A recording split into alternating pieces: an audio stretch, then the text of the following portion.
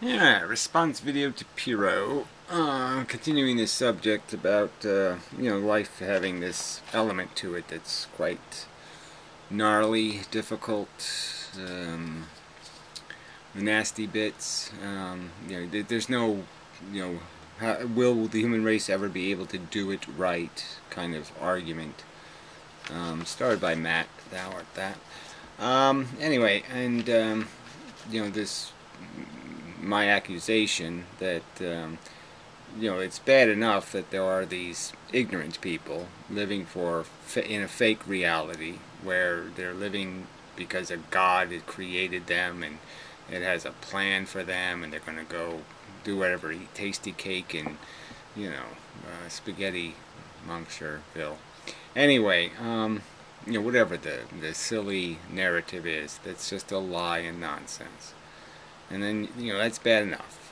But then you people who rationally recognize some elements anyway of the biological mechanism, the fact that it's fundamentally parasitical in all of its elements, that it's just a reproduction for the sake of reproduction, survival for the sake of survival, that the machinery has no intrinsic function. It's a machine just made of parts, just made of tools, and it doesn't do anything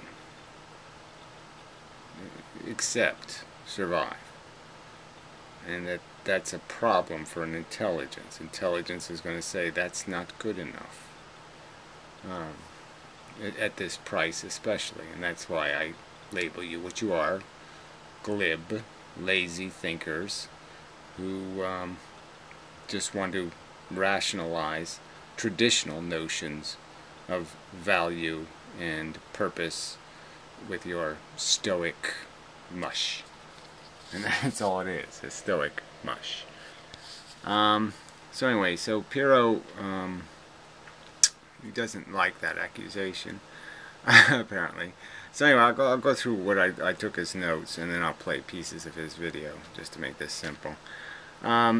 The subject of suicide really isn't the subject, but fine. I'm arguing that there's no advantage to getting out if you have a brain and you have some function, because there's so much for you to fix here. There's so much blood oozing out of so many orifices and so much crap that there's so much to heal, or however you want to look at it, that there's probably no practical way you could justify being intelligent and saying I'm too much of a liability to the cause. Your intelligence would be such a benefit to your voice, your ability to persuade people not to be assholes has so much value that it overwhelms the value of your negated suffering of enduring the monotony and frustration and futility of personal satisfaction and gratification in living in a pigsty, in a slopatorium, in a slaughterhouse. So even though it's unpleasant for you personally, probably rationally, logically, there would be cause for you to endure that pain because you can maximize the benefit in terms of prevention. By enduring your disease, you will prevent the spread of the disease. And there's such a high value potential in that in most cases, and unless you're in extreme pain, living's probably the right thing to do. There's a war going on, and yeah, I mean, killing yourself in wartime is not very clever, and it's not like a typical war where it's winner take all. It's like every day you endure the battle is a day where you can minimize and negate harm, and that's really valuable. So again, I don't really think suicide has anything to do with the subject, in the sense that suicide is an option only if necessary, only if you can't possibly function in any way productive whatsoever, rationally. You can't see how that's possible. Well then, okay, you have to do what you have to do. But I mean, if I can prevent two individuals from enduring what I'm enduring, I'm obligated in a sense, rationally. It's just a rational equation. I can prevent two people having syphilis by having syphilis. If I can have that arrangement, if I can make that deal, the obligation sort of exists. You know, it's not an obligation I feel comfortable imposing on somebody.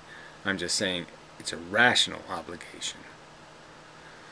Alright, so fundamentally he's arguing that this game can be played.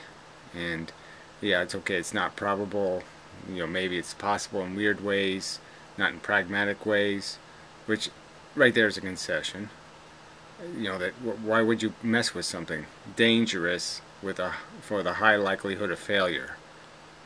You're the one advocating doing something, you know, doing it. You're not saying prevent, you're saying go for it. So again, you know, you have to make a rational argument defending going for it in that circumstance. You concede the odds are slim, there's no obligation to do it, and yet you're saying go ahead and do it. I mean, you know, even if you can't stop the world from doing it, you're helping them ride the wagon to hell. Why are you putting gasoline in their car tank? Why aren't you saying, no, I'm not going to put gas in your tank. I'm not going to help you. Fuck consciousness. Does this make any sense? And the bottom line is he made this kind of personal by bringing up his daughter, which is, you know, it's relevant, but, you know, it's philosophy. We don't need to get into all this personal crap. But, you know, you still think you can control the experiment. You still think that, oh yeah, if I tweaked this knob and I pushed this switch, then everything would have been okay.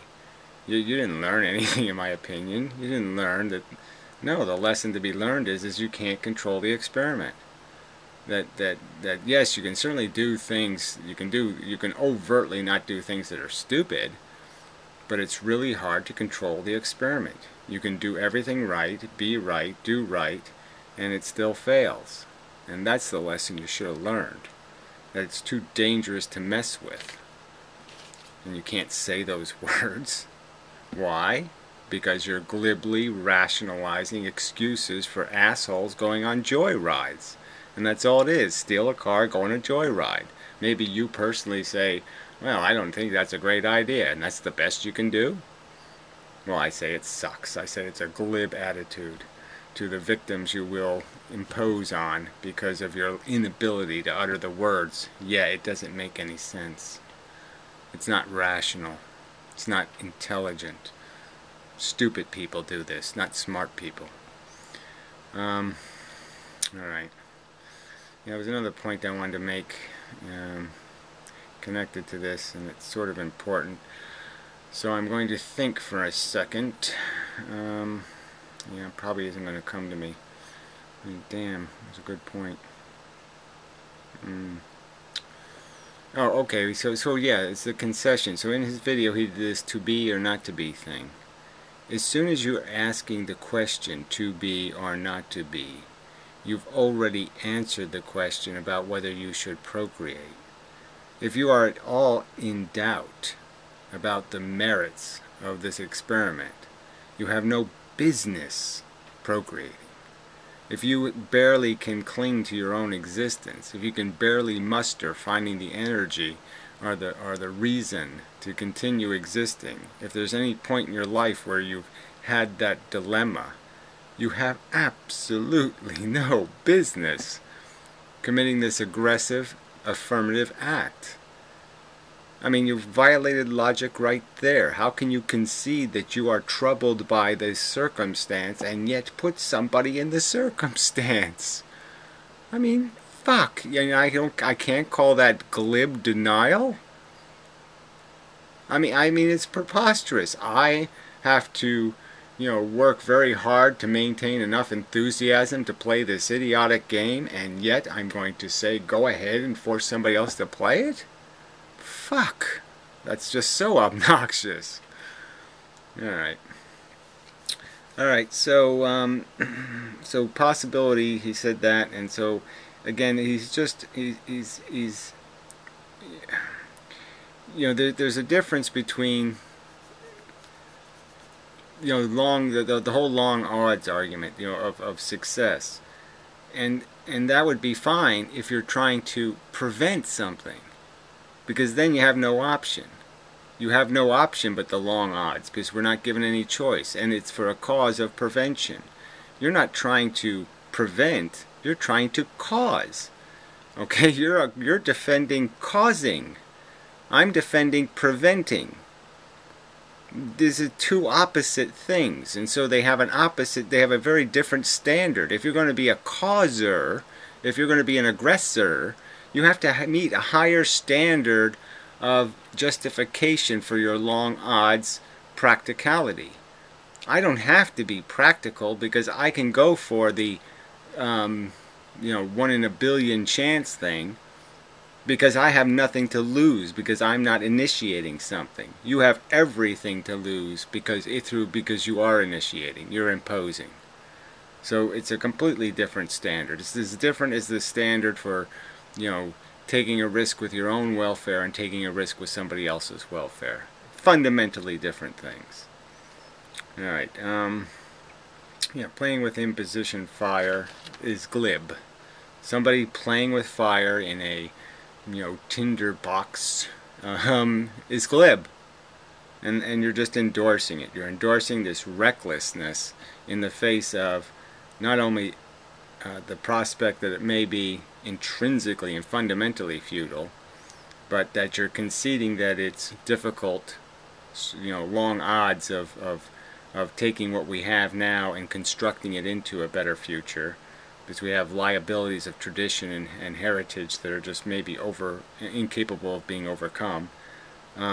So you're conceding it all, and yet you're glibly saying, go ahead and play with the fire.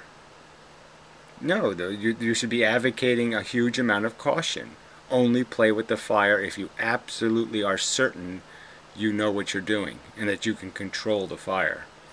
And again, you're advocating that somehow, yes, I should have controlled it. I just needed to turn the dial 4, you know, ex-wife off, and somehow that would have saved the day. She wouldn't have gotten cancer. You don't know what the fate of anybody is, and you certainly have no control over it. Okay, and you call that, I just call this, you say you're being thoughtful. No, you're casually and sloppily rationalizing.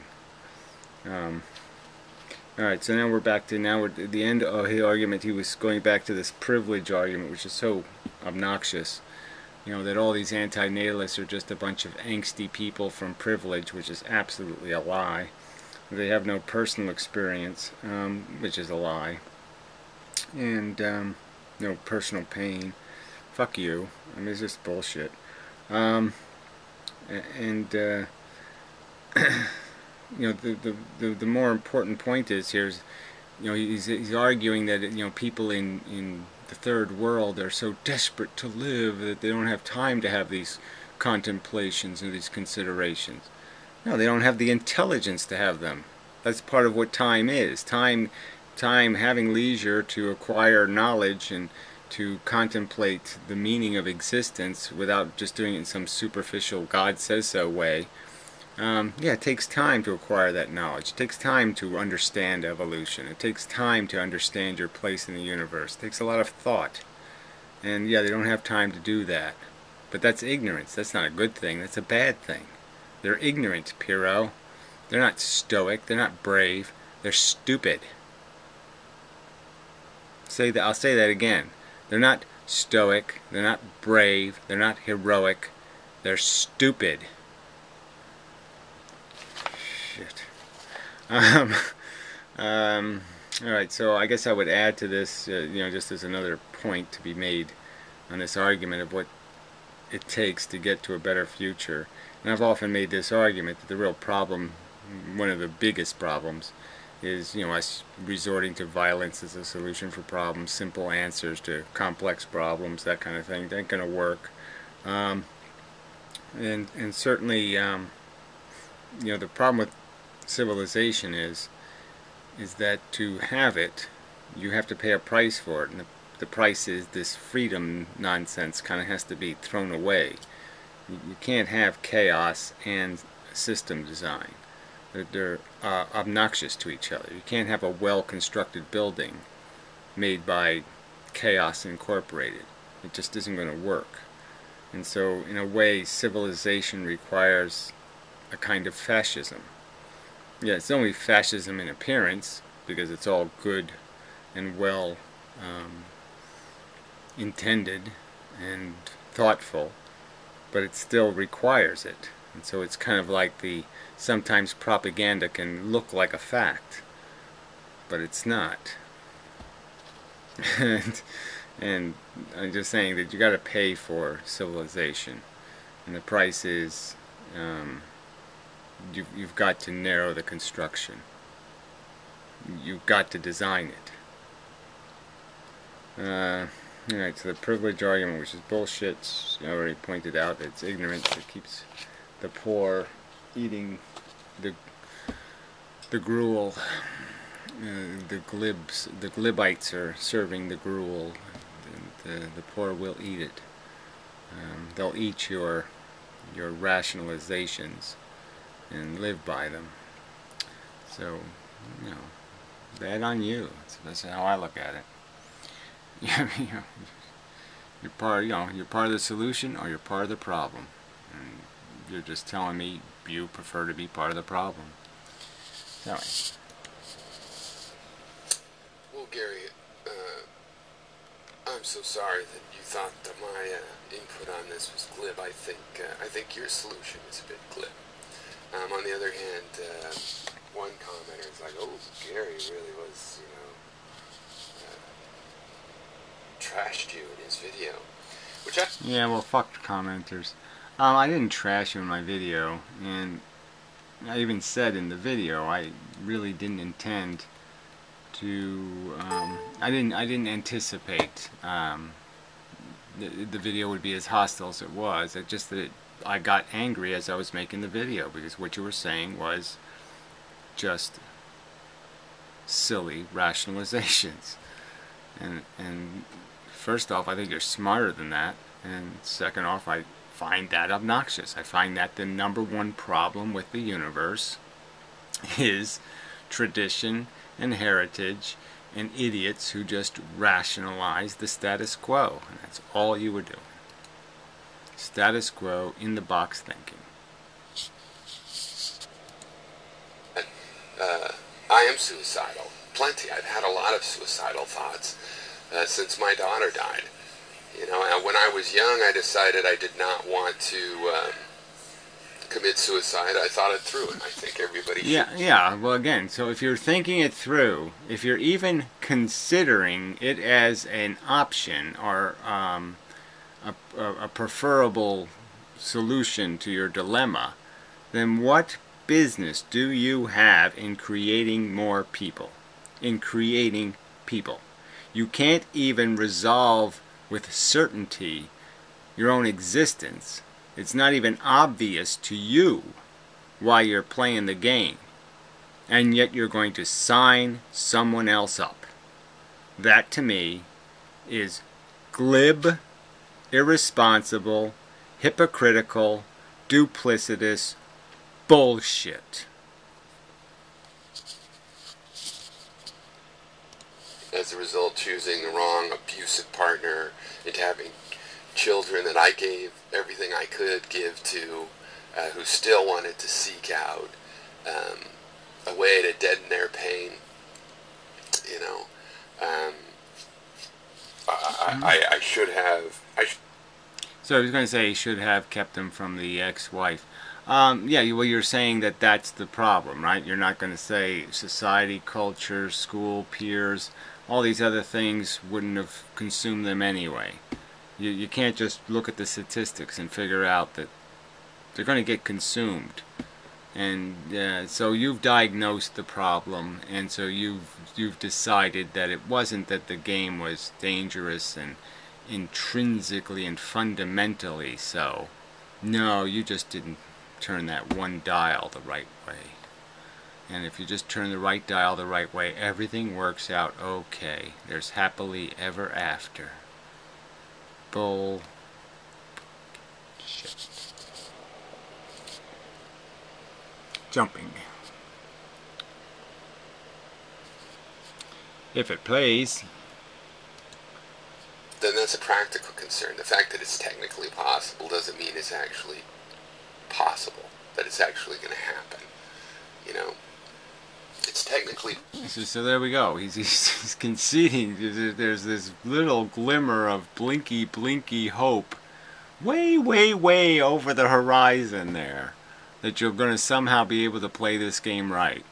And yet he's going to advocate making a stream of fodder to pave that road, to make the asphalt, to getting to that little bare hope, you know, building this bridge to nowhere, and knowing that it grinds up,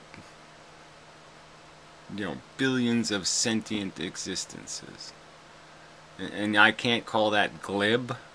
Your glib response to, you know, 1,000,000 times more horror than the Holocaust that goes on all the time, every day in nature, every day in our factory farms, every single day. The victims are being ground up, and I can't call you glib because you're saying, well, I can see the little tiny blinky blink light. I see the little LED way, way, way off in the horizon, so it's okay. Keep paving the road with their fucking skulls. Yeah, sorry. Glib. Glib, glib, glib, glib, glib. Fuck you, glib.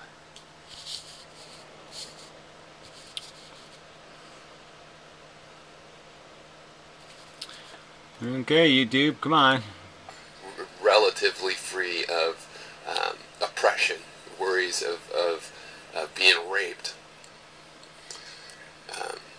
Well, I believe such a situation could exist, but if you have it, is it sustainable? Does somebody eventually think they want to try something that they're not suited for, and there's going to be a conflict on that? Or let's say that never happens. What about their children?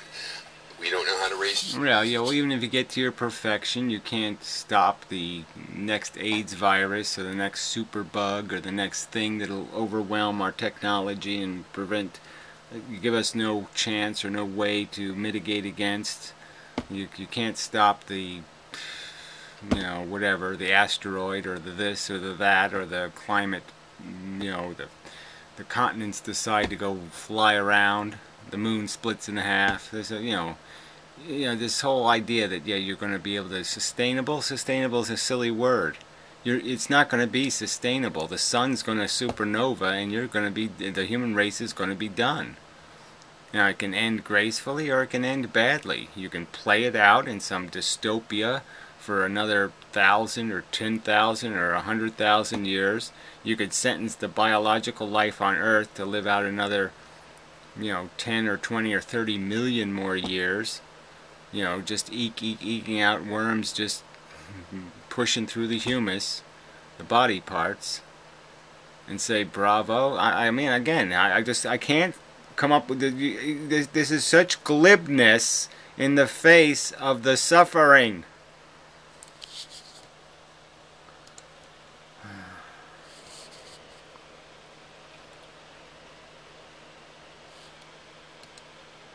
They just advocate parts of it, like, you know, they want pathological, psychotic narcissists to run the show, which they just, for some reason, feel is necessary. And they don't know that that decision is the same as saying we need war and slavery in order to survive. Right, so he's just going on a little bit about the ego nature and that it's all this hierarchy crap, and yet everybody wants to play the lottery and everybody wants to be a billionaire, and so that's the psychology that's won, and yet there's no... It is not obvious that that psychology can be defeated by merely saying that's retarded. You have to explain why it's retarded. And the why it's retarded is explaining evolution, psychology, and how you can't win this carnage game. You can't win gladiator war. You can't win it.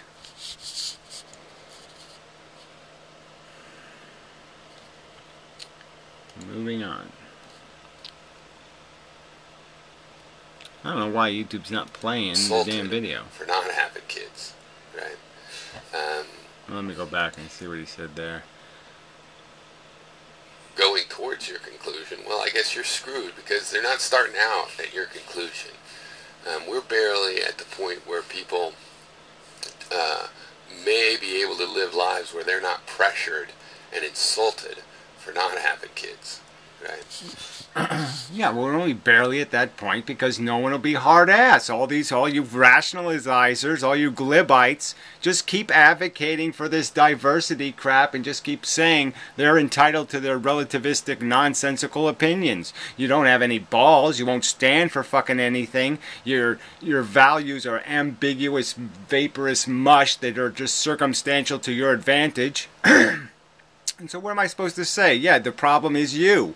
Okay, yeah, the problem is your kind. Alright, none of intelligence can't be spread if the intelligent don't have the balls to do it. They have to get out there and shovel this shit. And if they're not going to do that work, if they're not going to have the stomach for it, to sit there and point their finger at their fellow man and say, you dumb cunt, shut the fuck up until you goddamn have some sort of intelligence, some sort of knowledge to justify your opining. You're making up the truth, you fucker. Shit.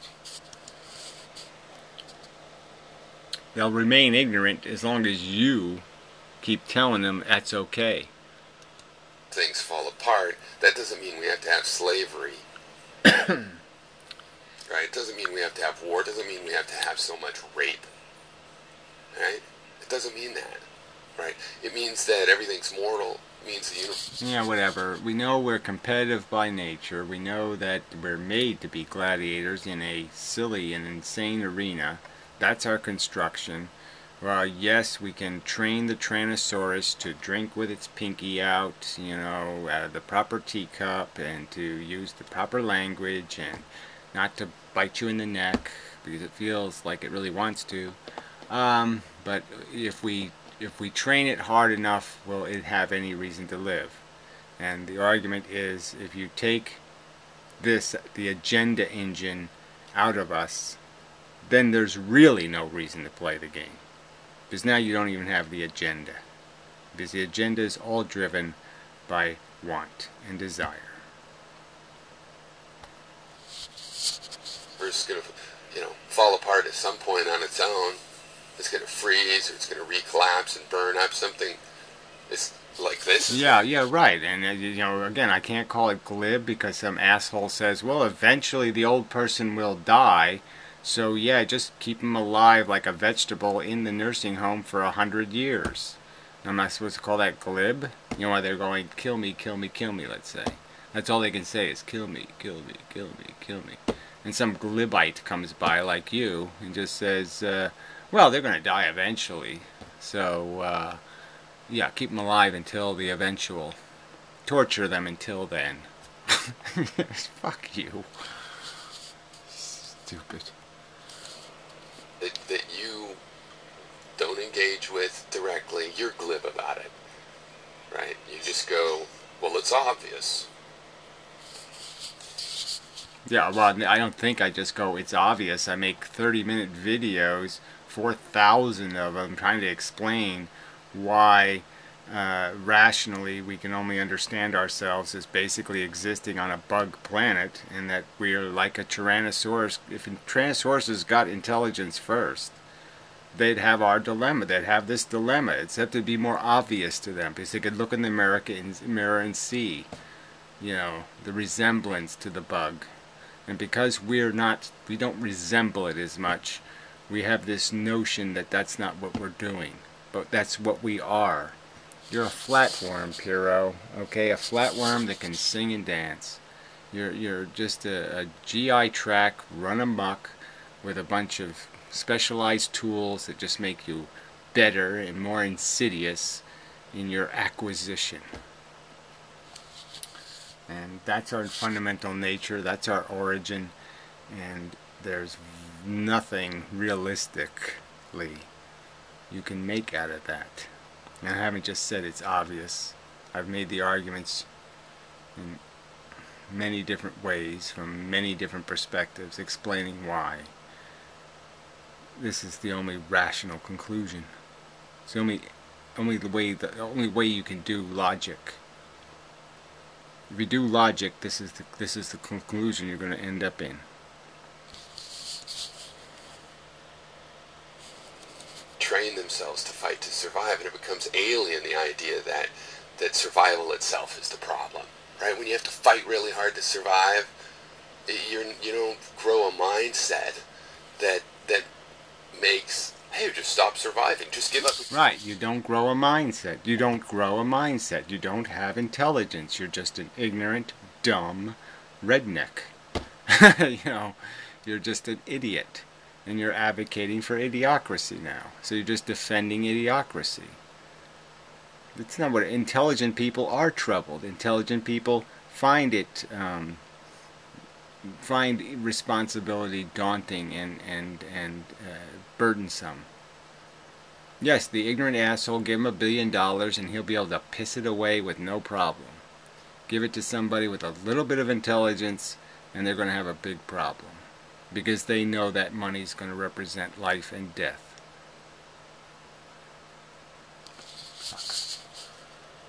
Just such a, and again, so I'm not supposed to call this glib attitude of making no real concession that there's a huge difference between enlightened, thoughtful, compassionate humans and stupid, dumb, hardworking, but stupid fuckers.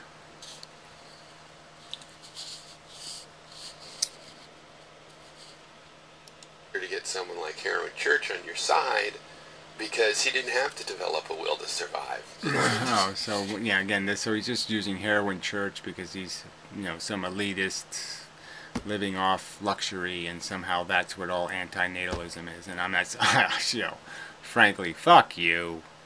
You want me to classify you Glibites by some personality trait? I want to waste time doing that. Fuck that shit. I have to take responsibility for no one but myself, shithead. And I've held these opinions independent of my circumstances, whether they be bountiful or meager. And I've lived in both worlds. Fuck you. Fuck you for that, anyway. So anyway, till next time and such. See if you can dig the hole deeper. I'm just thinking now about your stupid Jefferson videos. You really can be such an obnoxious asshole. Frankly. Yeah. Really. Outrageously slanderous in your character assassination bullshit. Cheap arguments, Pyrrho. Cheap.